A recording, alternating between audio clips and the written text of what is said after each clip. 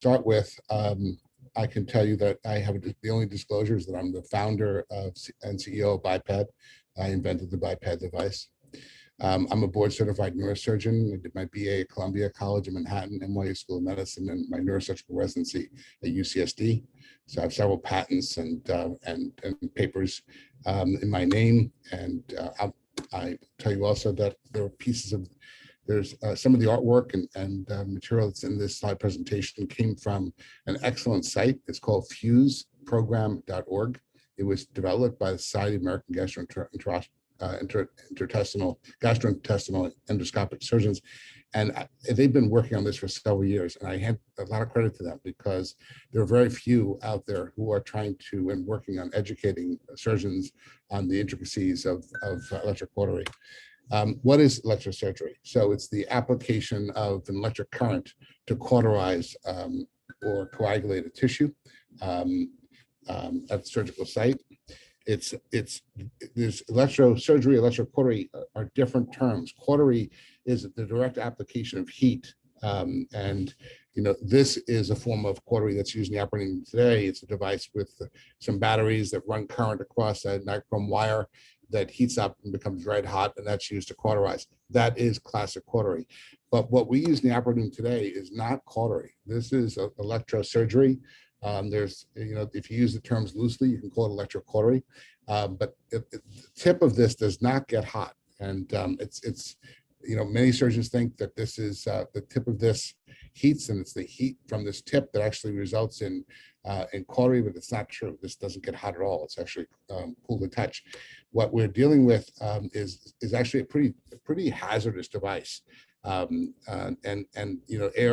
called it the most hazardous device used on a daily basis in the operating room. It causes more patient injury than any other electromechanical medical device used in the operating room. And I think as we go along, you'll see why. And there are intricacies here that so many surgeons are just not aware of. I've had the privilege of learning in the journey of bringing this device to the market, to surgeons' hands.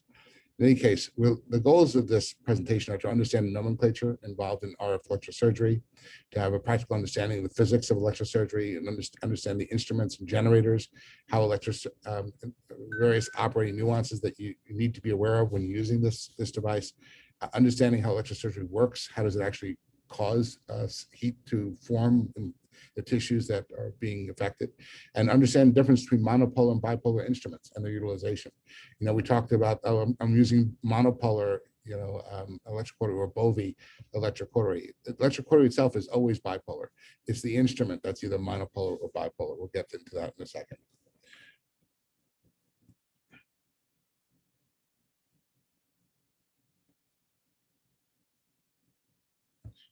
So there are numerous types of energy used in the operating room to accomplish what we need to accomplish. We're going to talk about radio frequency. I mean, there are more than what's here.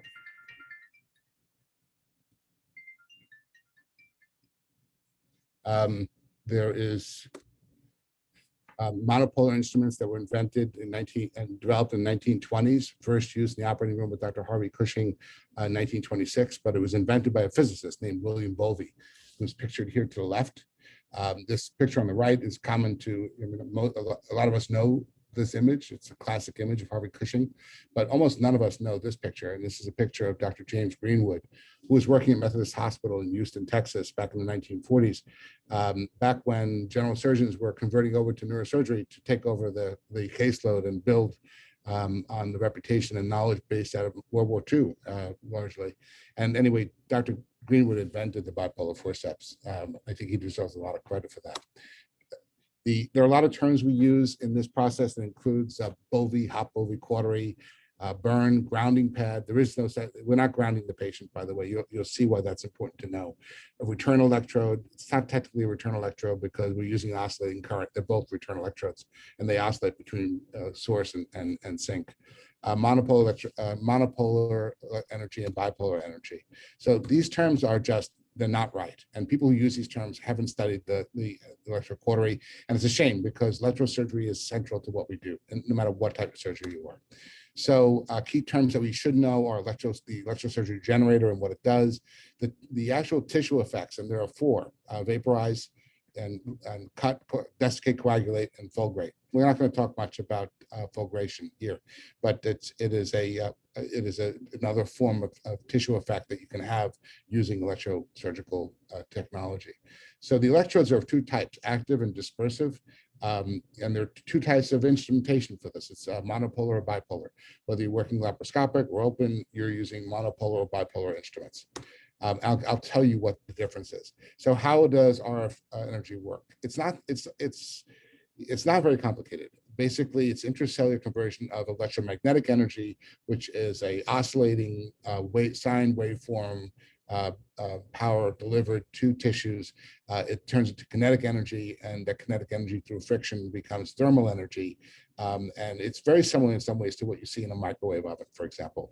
You're causing rapid oscillation of molecules, and the friction induced thereby results in heat very quickly, and almost instantaneously.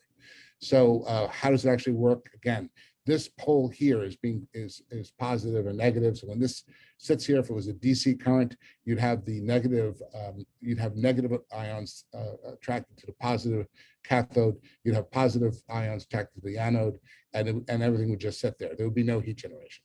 But that's not what electrocautery does. Electrocautery uses a radio frequency level oscillating current, and so it's a sine wave operating at about 500,000 hertz. And so this electrode becomes positive and negative 500,000 times per second. And the ions are going back and forth as this is happening, and that rapid motion is what's causing this process to occur. In any case, there are two forms of temperature. There are two ranges of temperature you need to be aware of. One is 60 to 90 degrees, and the other is 100 degrees. So at 60 to 90 degrees, you see cell death.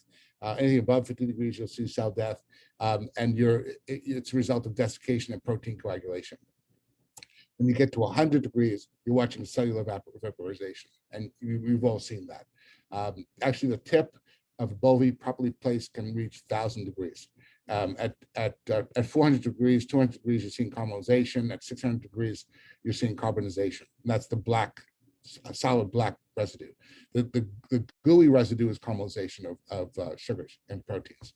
Okay, the issue though is that in order to generate this, we're using electricity that's passing through tissue. So when you have forceps and two active electrodes, the current goes from one forceps to the other. But it gets more complicated. There are three rules of electricity that keep it simple as possible. Electricity always seeks ground. Electricity always follows a path of least resistance. Electricity must complete a circuit or it will not flow. There are key terms that you need to be aware of. Frequencies, there is a frequency of oscillation. Resistance or impedance is a resistance opposed. Current density, power, voltage, and current. When we see the number displayed on the generator that we enter and we set up at 30 or 40, we're really setting its power in watts. Okay, so there are more definitions here, and you can look at these, and most of you are already familiar with these terms. So this is the generator that we typically use, and we have two outputs.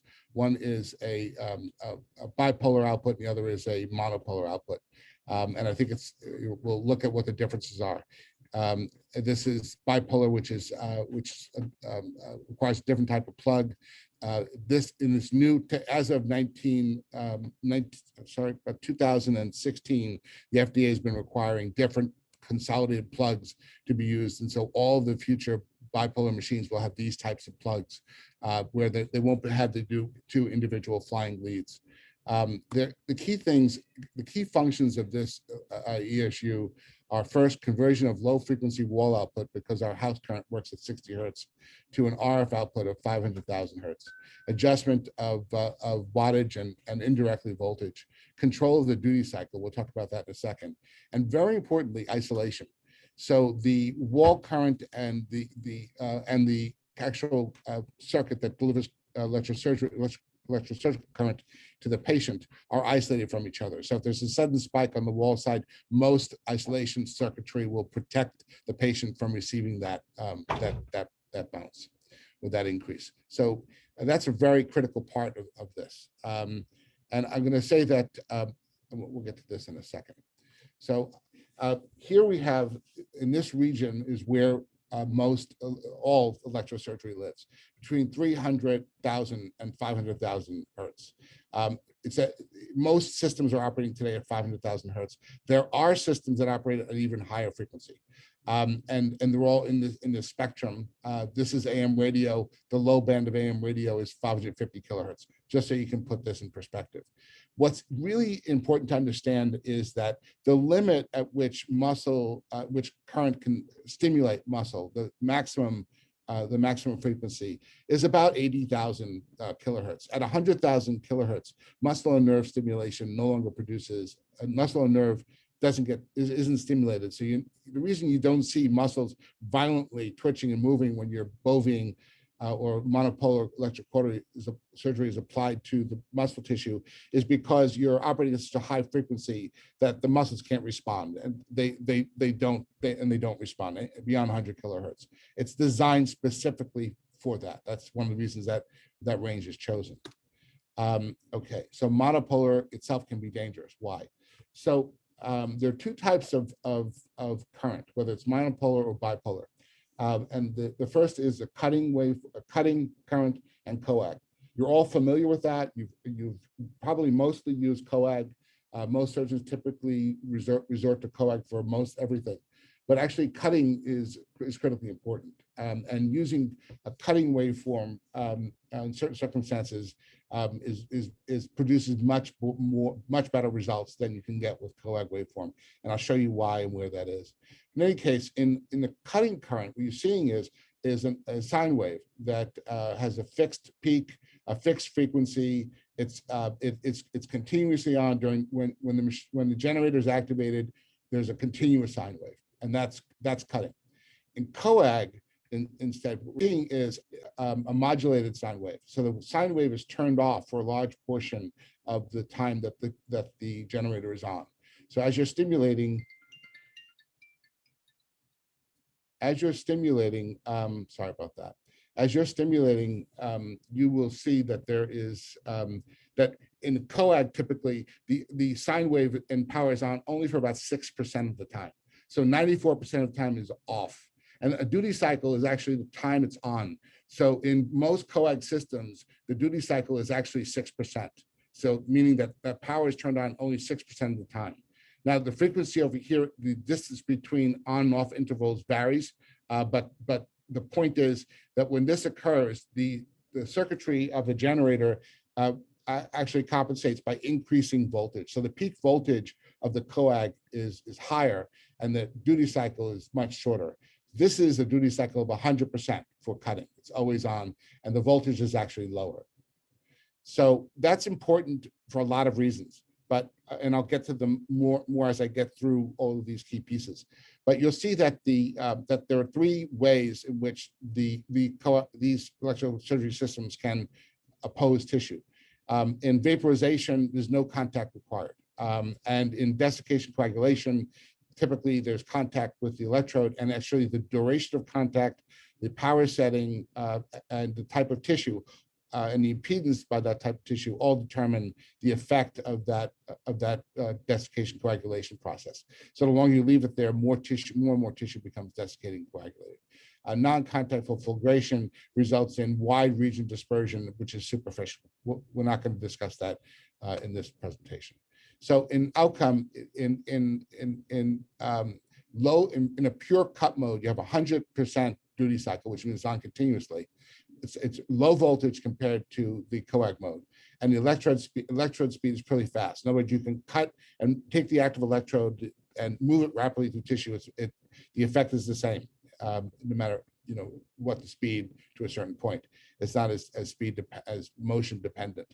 It comes to the other side, which is pure coag, and you have high voltage. You have a 6% duty cycle, and you have much more char and tissue effect with this mode than you would with cutting.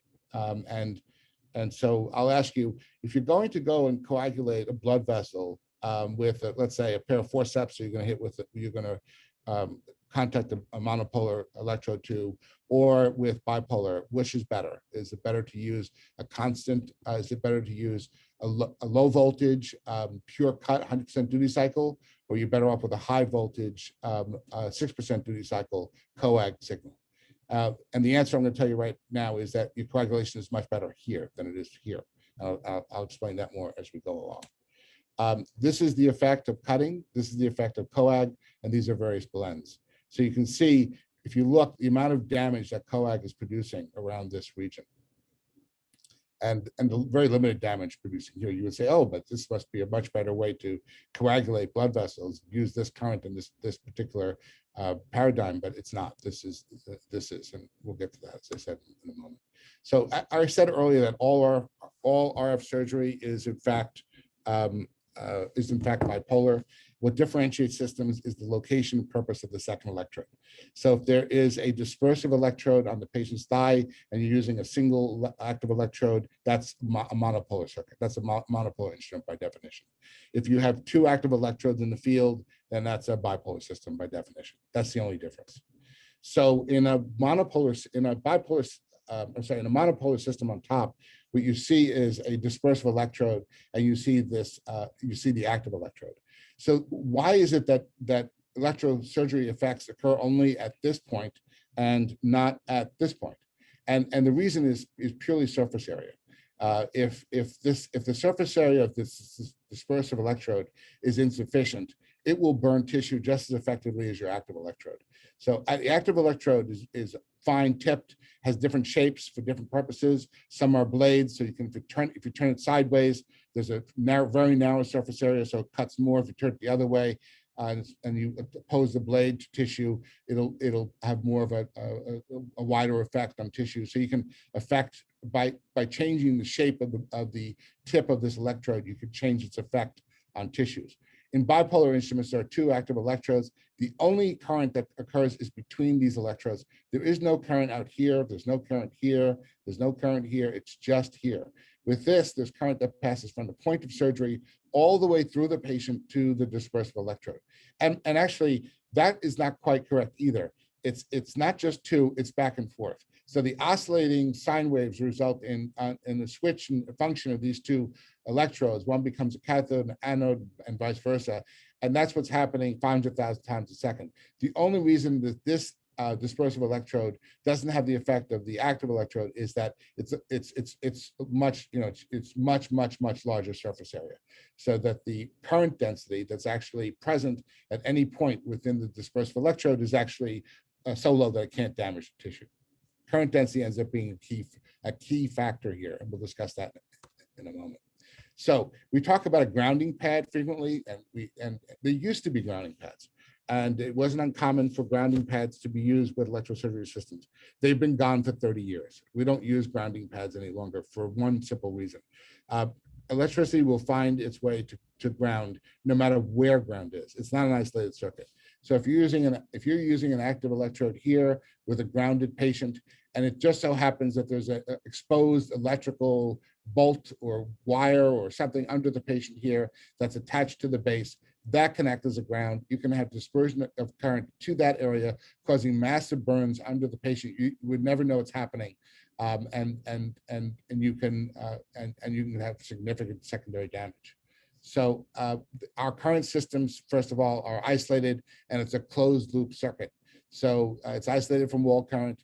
It's closed loop, and it's not a ground current. This is a dispersion electrode. It's a wide area electrode compared to the very narrow area electrode that the active electrode is. Okay, these are only used for monopolar. Bipolar doesn't require them. Bipolar instruments do not require them because bipolar contains both electrodes in the operative field. They're both active. In the monopolar system, there's a dispersion electrode and an active electrode. These are the dispersion electrodes. Placement of the dispersion electrodes are very important. If you place them over regions where there are, let's say, a hip prosthesis or a scar tissue, there are reasons why you can develop significant third-degree, very damaging burns, even with the large wide area dispersion electrode. And I'll show you why as we go along. So this is a more sophisticated system, which actually tries to detect not only whether or not it's attached, but how well it's attached and what the impedance is with the patient. A lot of our systems don't have this. More and more systems do. We do have another type of circuit that simply tells us it's not attached. And quite frankly, that really doesn't matter very much, because this type of system won't even work if we don't have a dispersion electrode. Remember, the current must have a closed circuit to work. This is an open circuit, so the active electrode is ineffective. It won't work. So again, this is the idea of dispersion and ground electrodes. And the ground, again, the problem with ground is that anything could be ground and earth. So that has evolved into a closed, isolated circuit system, which is much safer. Okay, so desiccation and protein coagulation, all about heat. So you desiccate, apply heat through this 500,000 hertz signal, causing oscillation of proteins, mostly within the cell. These ions move back and forth, generate heat by friction, water evaporates, cells shrink.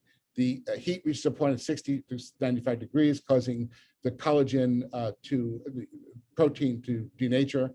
And then when it cools, it renatures in a different format. And it's that renatured protein that actually causes sealing of the vessel. So this is really a really important slide. And I venture to say that not many who are watching this have seen this before, but different tissues have different impedances, and current will follow the path of least resistance. Remember that, you know that, but it has implication here. So if you're working in an area of high resistance and it's adjacent to an area of low resistance, guess what? The current's going to bypass the high resistance area, acting almost like an insulator, and go right to muscle, or if there's CSF nearby, to CSF, or to a nerve, to muscle. And so you're going to watch that kind of shunting occur. So this is an example where that kind of thing is important to think about. You're coagulating a vessel or tributary to a large vessel, and you coagulate this region. Then you go to coagulate this region, and you remember now you created scar tissue, which is high impedance. So there's going to be less of a tendency for current to flow in this direction than to flow in this direction. So now you coagulated, it didn't just coagulate this, it actually coagulated the wall, and now you have a microfenestration of the wall, which could be a problem later on, or even immediately for that patient, right? So impedance of different tissues is important, and we're changing the impedance as we use these devices. So it's important to keep that in mind as you're doing that, especially with monopolar systems, because if this was a bipolar system, a pair of forceps that you're using, the current would stay here and it wouldn't matter, because there's no way for the current to flow anywhere else. It's the closed loop is between one blade of the forceps and the other. So these are monopolar considerations. And when I said that monopolar can be dangerous, this is an example of why.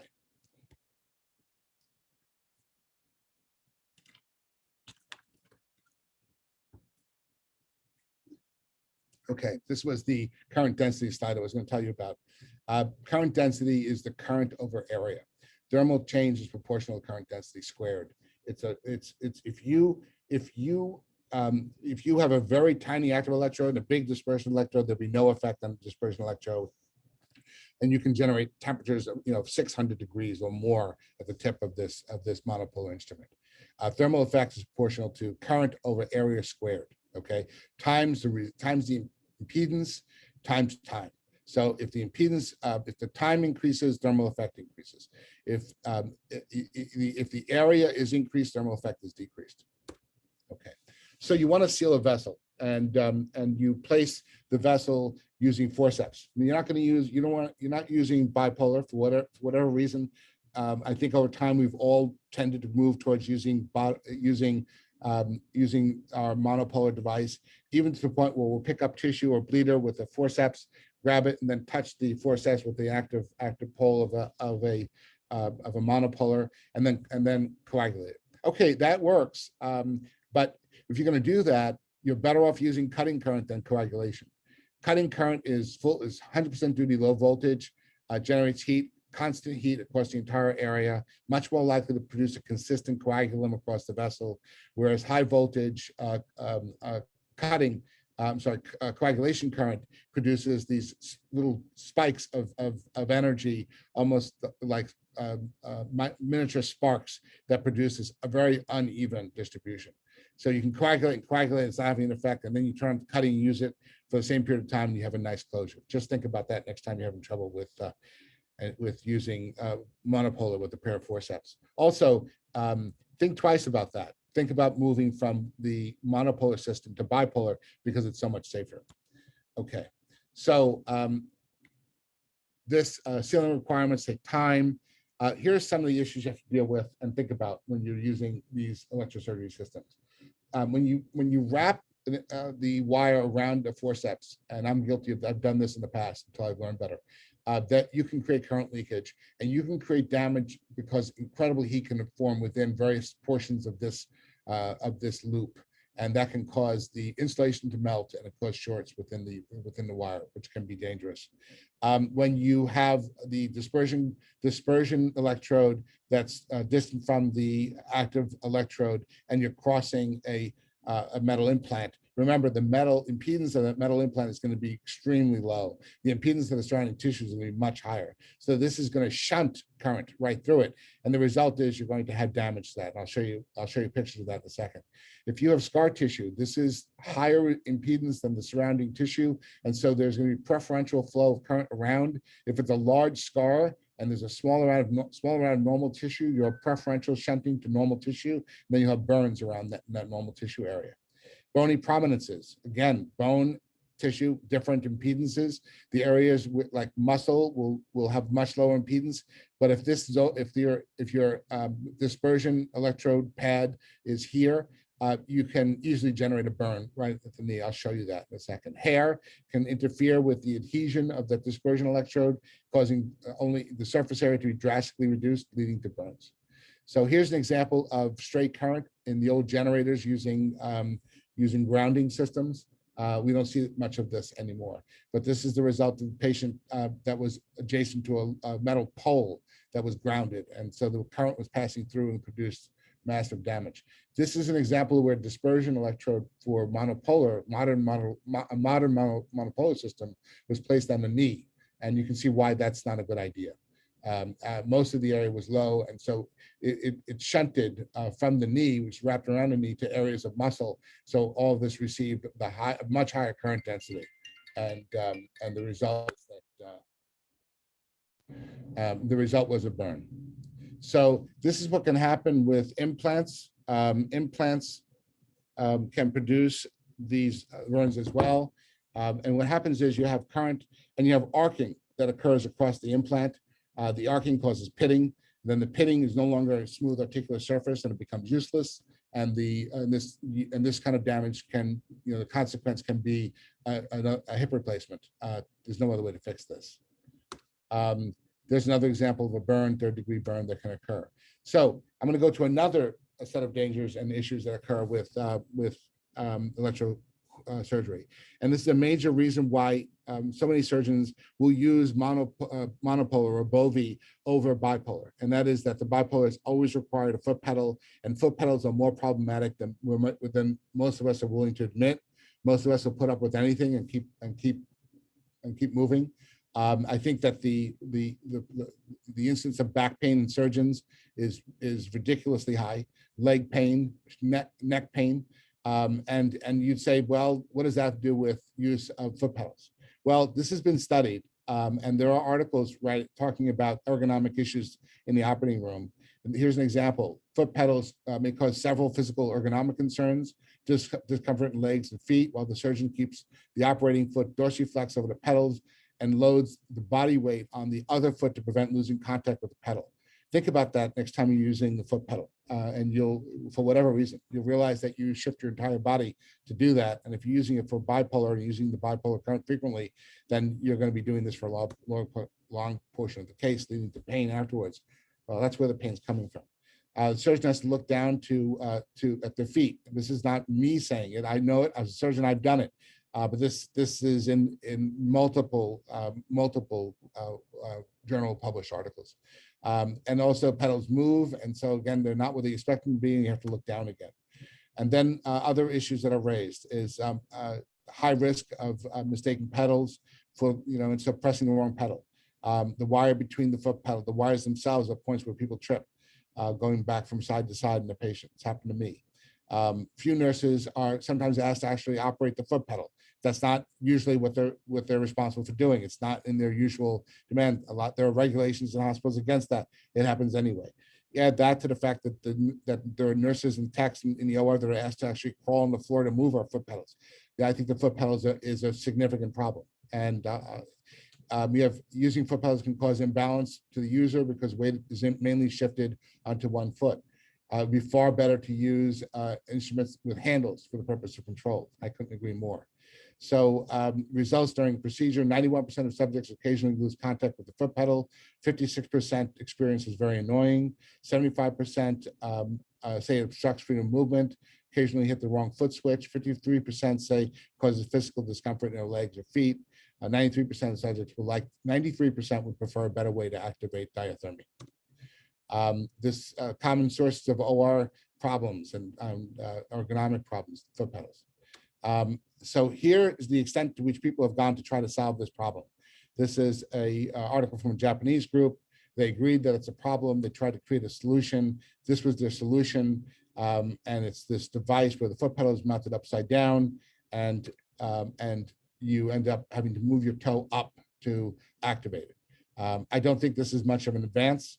I think it's a problem. I think this is a significant advance, and this came out of my, in fact, multiple cases, but one case where I was doing a 6-hour multi-level fusion in a young patient who was over 400 pounds, requiring that I be on foot stands, and the foot stand is not compatible with the foot pedal, makes it even worse.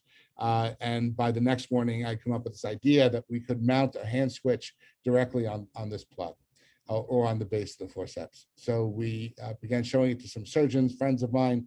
They loved the idea. I began developing it, evolving it. 65 plus iterations later, we ended up with this device. And I reached a point where 90% of surgeons were saying, yeah, I want to use that. I want that. And I had an independent survey done, and it came up with the same number. About 90% of surgeons said they wanted to use this. So it's meant to be used with any forceps. This is a brief video about how it connects. So this is the plug being plugged in to the forceps. It's that simple. So it's a standard cord with the plug being plugged into the forceps. And then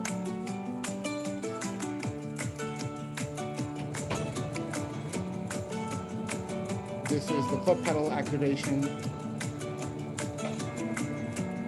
Activating the foot pedal, and now we're going to install the actuator arm onto that standard cord that we provided, and you can activate with that. I'll show you that next.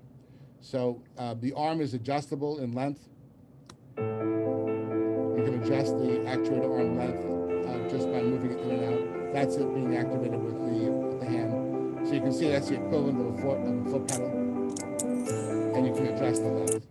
So the point is that it's made to be to accommodate virtually any hand. This arm is malleable. You can bend it up and down if you need to. Most don't.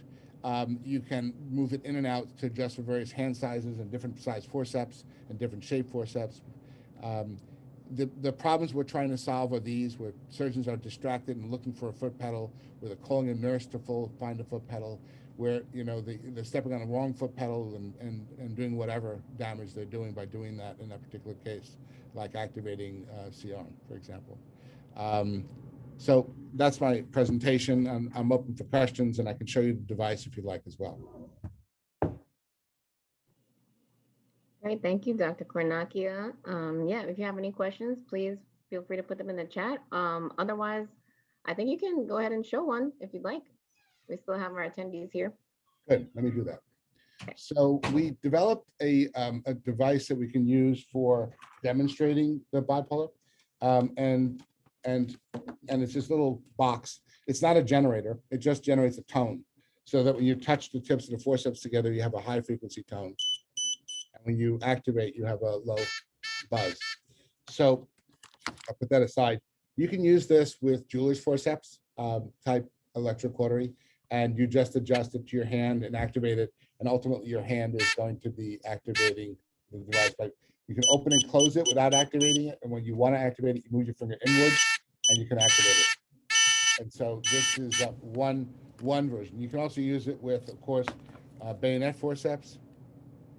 And so same thing, you just move the length of this in and out as needed. And then you can adjust and move and activate. So this is activating the tips without activating the generator. And now I can activate both. So it's a very simple device, and it's very easy to use. There is a little bit of transition time.